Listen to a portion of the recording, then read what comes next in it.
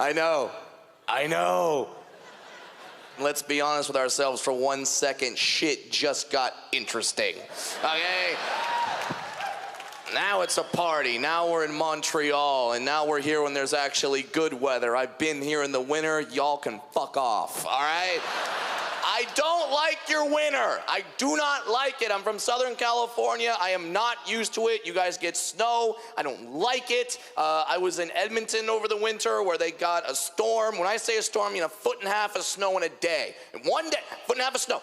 One day, and I'm on stage talking about it like this sucks, and everyone's in the audience is like, it's Edmonton, that's what fucking happens here, dearie. And I hated it, and no one got it. They're like, it's no big deal, it's just 1.5 feet of snow.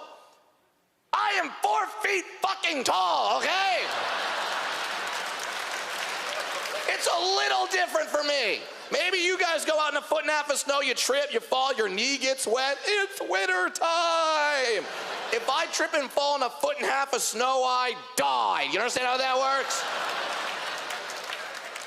I was scared. I went to one of those sporting goods stores. I bought one of those soccer flags. I just duct taped that shit to my back and just started walking around.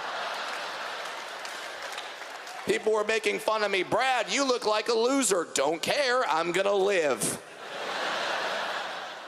But I get it, though.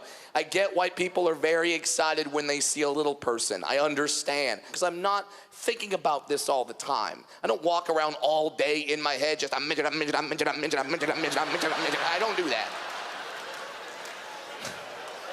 I know, if your life had DVR, you would have all 30 seconds back right there. Just, I'm midget, I'm midget, I'm midget, I'm midget, I'm midget, I'm midget. I get it, I get it.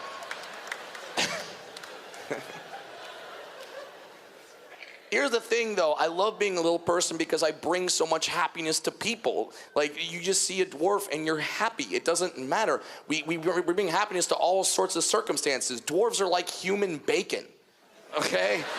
We make everything better. No matter what the situation. The situation's boring. We make that better, too. Yeah, boring things. Grocery shopping. Nothing entertaining about grocery shopping. You guys do it. I do it. There's nothing fun about grocery shopping. But I buy 1 box of Lucky Charms. Holy shit! And if you're not laughing, you're not picturing this in your head right now. Could you imagine being at a grocery store, you look down an aisle, and I'm just walking down with my box of Lucky Charms. If you saw that, you'd be like, fuck it, I'm buying a lottery ticket. This is the greatest day of my life.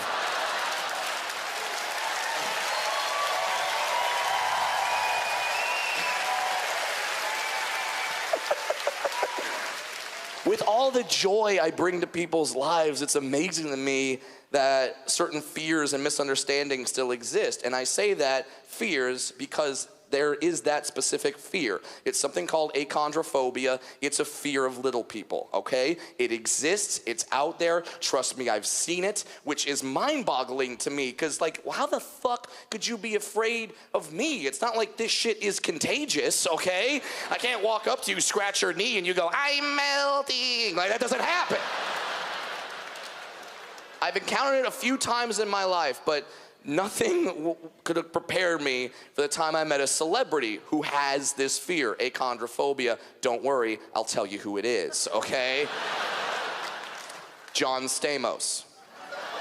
Yes, that John Stamos has achondrophobia. I had no idea until I did a charity comedy show with Bob Saget. Bob Saget, his co-star from the show. Bob Saget shows up to this charity show with John Stamos and Dave Coulier. They are still all friends, which is awesome. And I'm just waiting in my dressing room. All of a sudden, Bob Saget bursts into my dressing room, just, Brad, you have to come meet John Stamos. And I'm like, well, yeah, I would love to meet John Stamos. I love the show Full House. He played Uncle Jesse, the character. You know, the band was called Jesse and the Rippers, right? And the catchphrase, have mercy. I would love to meet John Stamos. He goes, Brad, you don't get it. Stamos is terrified of little people. Well, then I know what I must do, Bob Saget. The plan goes into action. Saget runs into his dressing room. He starts distracting John Stamos. He turns his back to the door. When that happens, I know that's my cue. I run in, I see Stamos, I run right up to him, I grab his leg, I start humping.